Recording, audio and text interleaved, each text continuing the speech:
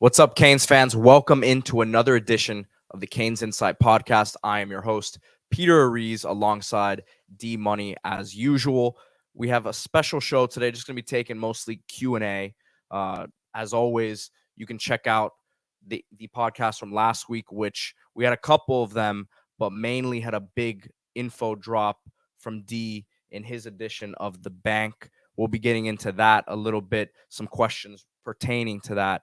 But as always, check out the live show on Thursday nights. D's been dropping in on those, but I host those every Thursday night. We will be doing that one tomorrow at 9 p.m. Excited for everyone to tune in. And if you aren't able to catch it live, you can always catch the replay on YouTube. CanesInSight shop on Shopify. Check that out with our merchandise available on there. The CanesInSight logo tees, as well as some CanesInSight originals. But D, excited to get to talk to some of the fans today as we put the Q&A on the website and also on the Twitter. But big week ahead here. Camp last weekend. Camp coming up now on Thursday once again. Any action expected? Well, this weekend, from a recruiting standpoint, as big as it gets. You're talking about multiple 5 stars. Aiden Breland from California, Dylan Stewart, who some people in the program think is a future #1 overall pick, defense end out of D.C.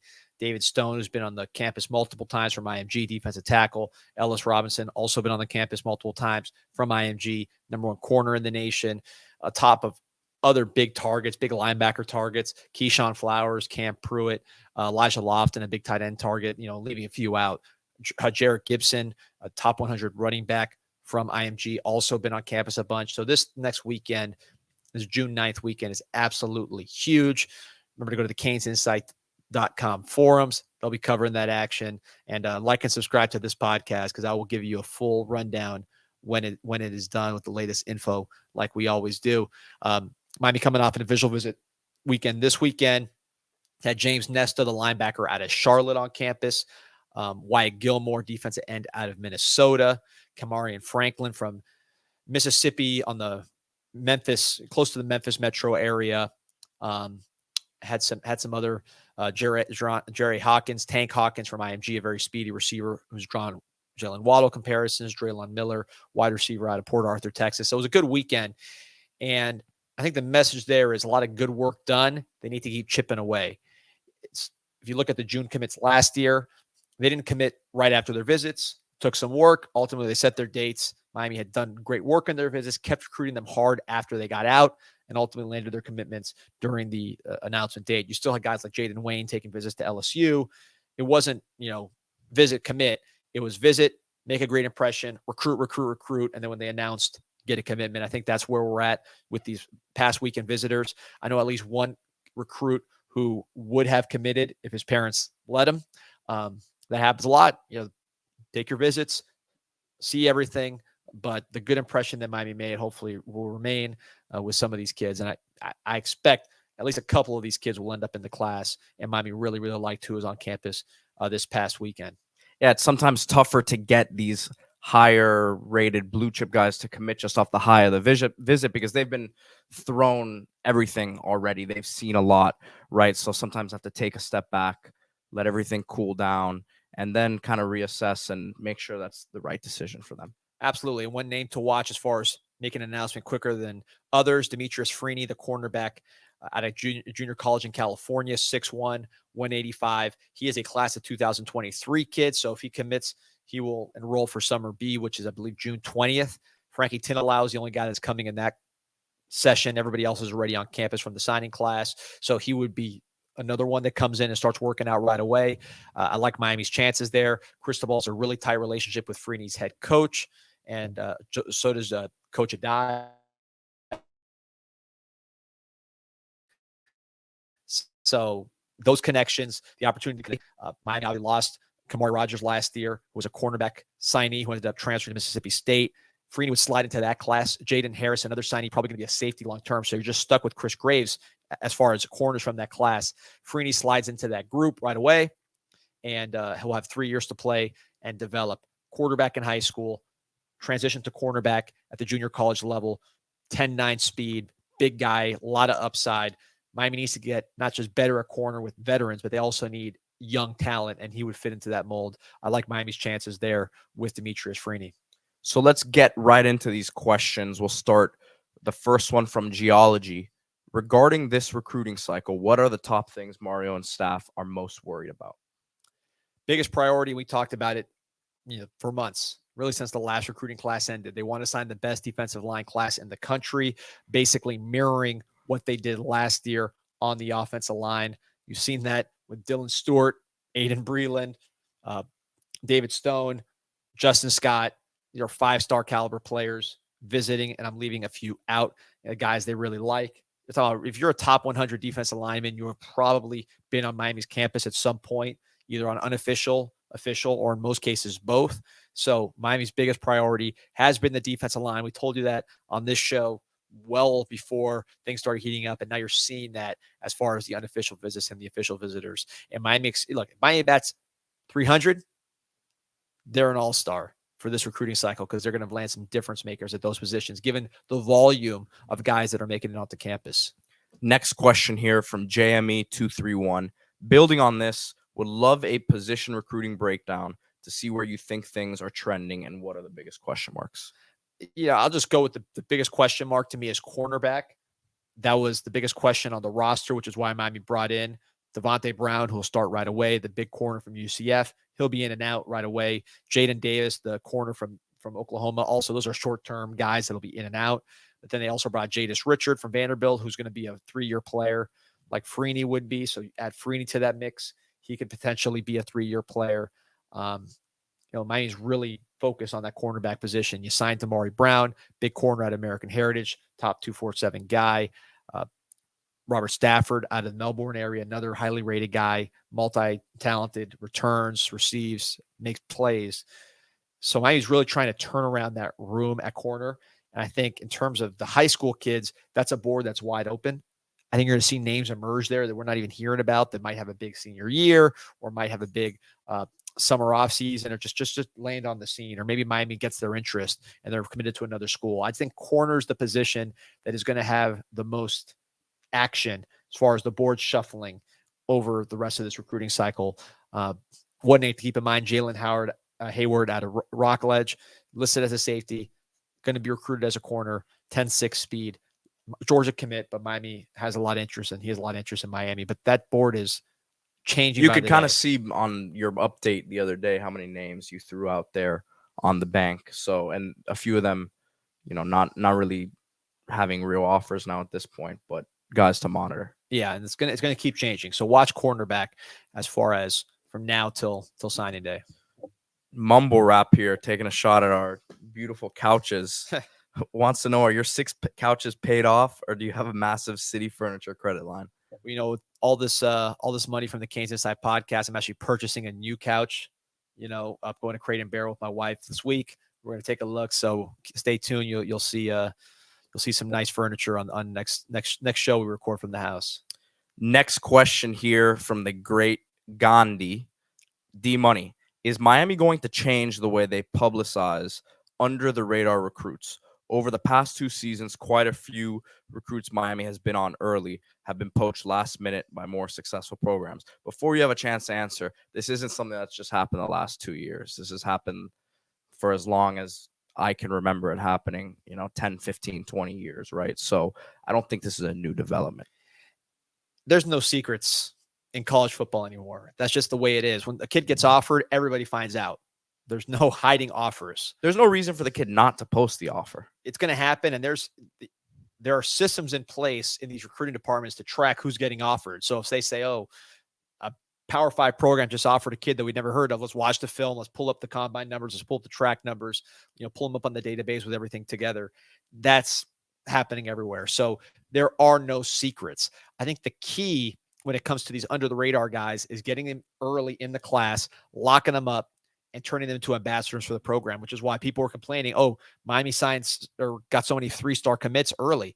The reason they're getting those guys early is to lock them in and make them part of the team, the group chats, all that, recruiting other kids early.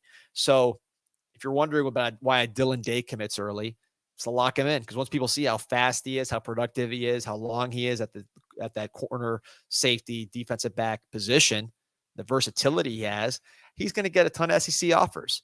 If Judd Anderson goes out and has a big year, 25 touchdowns, 5 picks, he will have a lot of SEC offers. That's just the way it goes with these highly physically talented guys that don't necessarily have the attention. Once they do well, then they get the attention, and you want to have those guys locked up. Joseph Ionata, a guy that Miami, we've been talking about on the podcast for a few weeks.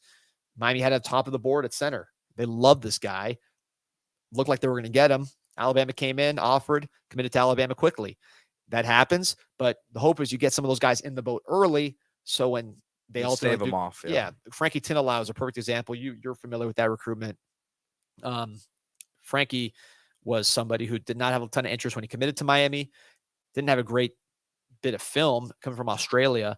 Has a senior year at LaSalle, plays unbelievably, and then by the time the recruitment really heated up, Penn State, Auburn, a bunch of others came in. I remember trying to get him to visit, and he was thinking about it, but that bond with Miami was so strong at that point that it just wasn't even something that he was going to fully consider. Yeah, and you know that firsthand again from the first round management. So that's the key there with these sleepers. Get them early, pick the right guys, and recruit them like priorities. And that's why a guy like Ionata committing to Alabama is showing you they're picking the right guys.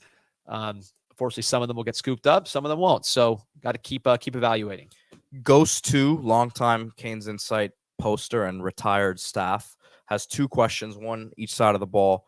Which wide receiver or wide receivers do you feel will benefit most from Dawson's system? We'll start with that one. I think a smaller guy like a Ray Joseph. I speaking to somebody in the program, and they said that they could see Ray Joseph having just a hugely prolific career here based on what he showed in spring, the work ethic, the IQ, and the ability, and then the system. Tank Dell, again, someone you're familiar with from your time as an agent. Similar dimensions to a Ray Joseph, was the number 1 receiver in the country statistically. So I think a guy like Ray Joseph will really benefit going from the offense we had last year to this year's offense. Ball's getting in his hands quicker, allowing him to make more plays in space. The next question that Ghost 2 had was, which defensive player / unit do you feel will benefit most from Guidry's arrival? I would say it's going to be the tweeners, the guys that have the ability to bring pressure, but then also drop. A Malik Bryant, a recruit who was a defensive end, also played linebacker, probably more of a linebacker body type, but he can rush. Guidry loves to create deception as far as who's coming, who's dropping.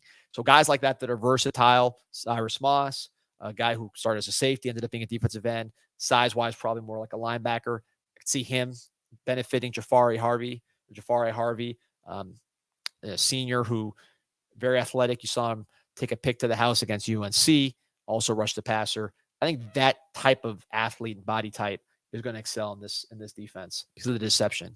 Next one here from Ben. Who is a returning player that fans have written off who may surprise with extended playing time? Good question. As far as, I don't know if this is somebody who has been written off necessarily, but I don't think that this player has been talked about enough, and that would be Cyrus Moss, because didn't play as a freshman at all, really, aside from a couple garbage time snaps where he did show some pressure, but no meaningful snaps. And every time people saw him, they saw a really skinny player who did not look like a defensive end. I think with Jason Taylor coming in, with Guidry's defense, and you saw in spring, Moss had multiple sacks in the spring game, made Samson Okunlola look bad. I think he beat Rivers one time, and he looked good against good talent.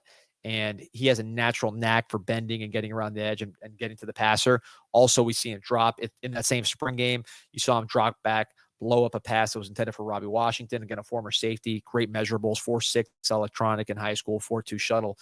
So I think Moss is a guy, we didn't see him last year, but in this defense with another year of development with Jason Taylor, situational pass rusher who plays meaningful snaps and makes a difference. Moss would have been my answer on defense. I think on offense, I would go, and again, I don't know if he's fully been written off, but Jacoby George at wide receiver.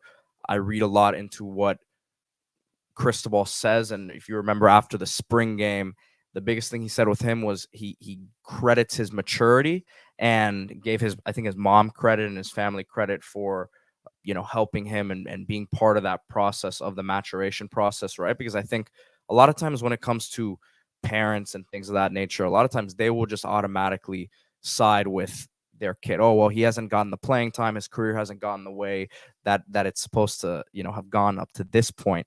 But those are tough conversations for a head coach to have with a mother and parents, for them to be receptive to it, excuse me.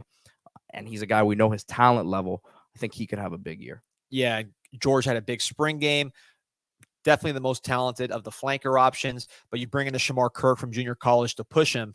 Now, the maturity, the competition, all those things can take him to the next level, and the experience, better offense, a lot of things combining to have him perform to the level of his talent. So I like that choice. And this guy's not someone who's been written off, but I don't think people talk enough, because it's boring to talk about, Xavier Restrepo.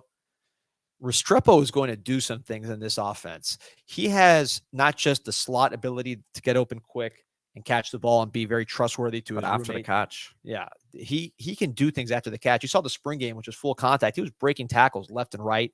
He's big. I think he's gotten faster. He's slimmed down a little bit to be faster, but he's still big and strong. And I think he can turn into a running back after the catch, which is going to help him tremendously in this offense that gets the ball to him quick. We know TVD trusts him. If he had a year where he had like 10 touchdowns or something like that and led the team in receiving, it was all ACC. Maybe we spread the ball out too much for that to happen, but a very big impact season from him would not surprise me at all. Want to talk about our friends at Underdog Fantasy. The NBA playoffs are rolling. You sign up, use promo code CIS, $100 right on sign up. You can play right away, lay down all kinds of bets. I like to play pick 'em. You go over under on player performance. Game 3 coming up, the Heat and the Nuggets. I like Nikola Jokic over 10 assists, Jimmy Butler over 25.5 points, Kevin Love over 5.5 points. You can take my picks. You can fade me. You can make your own. All kinds of options at Underdog Fantasy. Again, promo code CIS, or use the link in the bio to sign up and get $100 free, showing you're a member of the CanesInSight community. Next question from Canes732. Which position coach will see his unit take the biggest jump on the field this year? All right, by the way, remember to like and subscribe. I'm starting to put that in my brain. I'm trying to be a YouTuber. I'm watching my kids' YouTubes, and they say that all the time on the shows they watch. So like and subscribe to this podcast. You get the streams, you get everything, and you get shows like this without thinking about it. So, but answer your question, position group, Coach Mirabal and the offensive line. You had Javion Cohen, who is a draftable player coming out of a team like Alabama, fully prepared competition-wise, IQ-wise, speed of the game-wise. There's no adjustment period for him. Matt Lee, who Mirabal and everybody think is a draftable center coming out of UCF, was the highest graded center in the country according to PFF. They know what a draftable center looks like. They just had a center drafted this year from Oregon. They've had a ton of guys drafted overall. Cristobal at Alabama had even more. So when they say this is an NFL kid with elite intangibles, I believe him. Had a good spring. Those two alone make a huge difference. Jalen Rivers, Ines Cooper, Giants, all ACC guys that don't need to lose a ton of weight. They've already lost the weight, so they should be poised to have big years, can play inside and outside. Both can play tackle or guard. And then you had, of course, the 5 stars with Francis Maugo and Sampson. That group should be one of the best groups in the ACC on a straight talent basis. Some of it's unproven, but very touted in terms of 5 stars. These are the guys that go to Alabama and start as true freshmen, like an Evan Neal or, Alex Leatherwood, right? Who end up being first-round picks. Right. Those guys, they're that caliber. Cam Robinson, they're that caliber of recruit. So to expect them to perform at that level is not just a hope and a wish, right? And then we saw it in spring. They looked like 5 stars. And then Cohen, Lee, they've already been elite players. Rivers, Cooper, when they've been on the field and healthy, have looked really, really good. And of course, Zion Nelson, I didn't even mention, who, his health up in the air. I think he'll ultimately play and be an NFL caliber left tackle. So a lot of experience, a lot of talent. That group should be, with the coach they have, who's proven he can develop an elite offensive line. Should be one of the best groups in the country, certainly the most improved, considering they were a weakness of the team last year. Next one here, another one from Gandhi. D-Money, who do you expect to emerge at D tackle and corner? So I think the two best defensive tackles are going to be Leonard Taylor, obviously projected first-round pick, still has a level of growth he can reach as he enters his third year, which is critical for the defensive tackle position. But I think he can, as he gets stronger, you've seen him around, you're familiar with him from FRM. He looks like he's bigger, stronger, just more mature, focused on being that first-round player. He's the best player on that unit for sure. Branson Dean from Purdue, I think, would be the second best player on that unit. Similar style to Leonard Taylor. They're not perfect complements like Darrell Jackson and Taylor were last year, but Branson Dean's a guy super quick. Was one of the top hurry guys and pressure guys from the interior nationally. Did a great work against Big Ten offensive lines.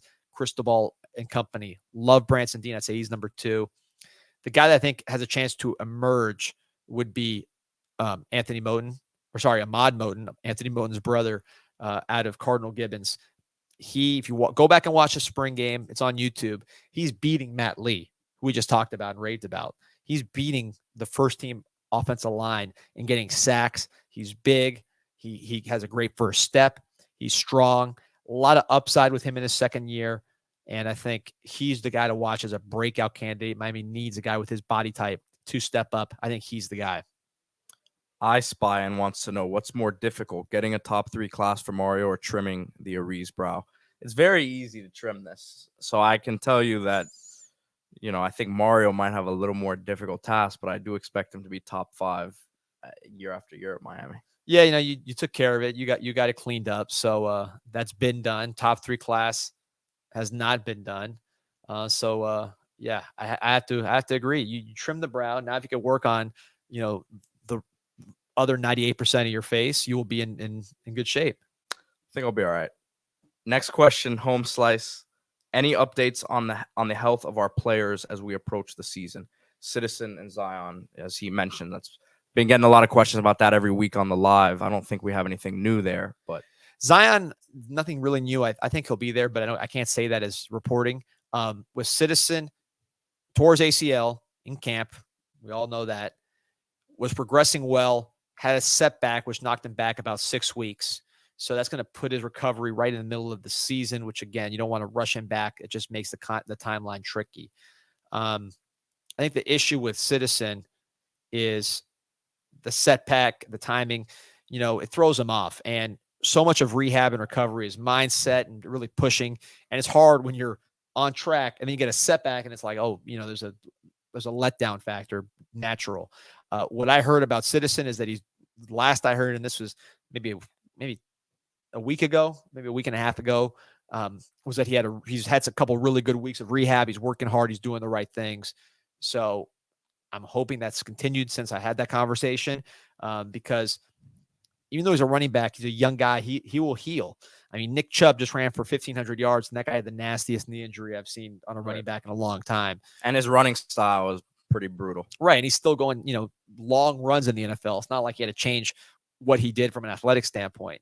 So I think Citizen will be fine if he continues to do the right things in rehab, but you don't want to rush him, and you don't need to rush him when you have a Mark Fletcher, A.J. Allen, who Miami brought in from Nebraska. You could take it slow with Citizen and prioritize the long term. We'll jump to some Twitter questions here. Paul Erickson, he surprisingly did not sneak a wrestling question in here. But with so many headliners, it's easy to lose sight of impact targets like Artavius Jones, Cam Pruitt, and Elijah Lofton. Where are these 3 dudes on our board at their respective positions, and do you project them to be in this class? Yeah, both sky high on the board, starting with Artavius Jones. On my personal board, he's right there near the top. The defensive tackles ahead of him are highly rated guys. As far as where he stacks on our board, he's a +1. You take him no matter what. Basketball player at 300 pounds, wrestler, power lifter, productive on offense and defense. I mean, he really checks all the boxes that when you go and look at the NFL draft, these are the guys that are getting drafted in the first round. He has all of those background traits. When you just say multi-sport, offense, defense, strength, balance, coordination, it translates to the field. Love that kid. I think he's as good as anybody we're recruiting on defensive line from a talent standpoint. He's rated, I think, in the hundreds overall, which is a high rating. But I think he could be a guy that we go back and say he was just as good as these guys in the top 10, top 20, top 30. Cam Pruitt from Alabama, safety, projects to linebacker, big body, some of the nastiest, most violent film you've ever seen. If you're watching this and you're curious about Cam Pruitt, the linebacker at Alabama, pull up his huddle. I think within 3 plays, you'll see why Miami's so high on him. I've heard Miami linked to other highly rated linebackers during the cycle, just from some recruiting sites, fans. Miami, when you look at their board, you're going to see guys like Cam Pruitt at the top, Keyshawn Flowers at the top. They really love what these guys can do from a striking standpoint, from a speed standpoint, body type. Pruitt, again, has a safety background, so he can cover a little bit. Sky high on Pruitt. He's visiting this weekend. Miami would take him in a heartbeat and really loves his game. Same with Keyshawn Flowers out of Baltimore. Elijah Lofton, tight end out of Gorman. A lot of Brevin Jordan comps because he's a shorter tight end out of the same high school in Las Vegas. I think with Lofton, who's very productive as a receiver also, the difference I would say with him and Jordan probably a little better after the catch with his running back background, although Lofton, again, is a good receiver and a good receiving option. Lofton is a weight room freak, plus 500 squat, big bench. And I think he ran pretty fast when we tested it. I had his numbers, but he can run, which is a workout warrior who's also productive on the field, gritty. I mean, he can block in line. He can be a lead blocker. You see him just blocking multiple guys on plays. His film is some of the most fun to watch because he's a true football player. Probably put him at linebacker and he can go Power 5, play at Miami. So Lofton's a guy they want to complement more of an athletic receiving type as the other tight end, although he is also a good receiver. The height, not ideal. Same with Brevin, but the football player wins out. Next one here from Andrew V17, who I'm pretty sure I met at a Busy Bee car wash in the heart of Westchester a few years back, but that's neither here nor there. Should we be worried about O-line recruiting this cycle? We mentioned Ionata earlier. He just committed to Bama, and Plaz, Penn State, just committed and shut down their recruitments. Some other targets like Brandon Baker and Nair Daniels are trending away from Miami too. I think tackle, a little bit of a concern because it's a down year tackle anyways. You signed 2 of the best tackles in recent memory. I mean, we're talking about like historic recruits with Sampson and Francis. So that's scaring away some of the big name offensive tackles. And people hear that and they say, well, what about Alabama? What about Georgia? They recruit the best guys every year. Well, we're not them. We can't point to 13 win seasons. We can't point to national championships. Can't point to first round, really that many first round offensive linemen.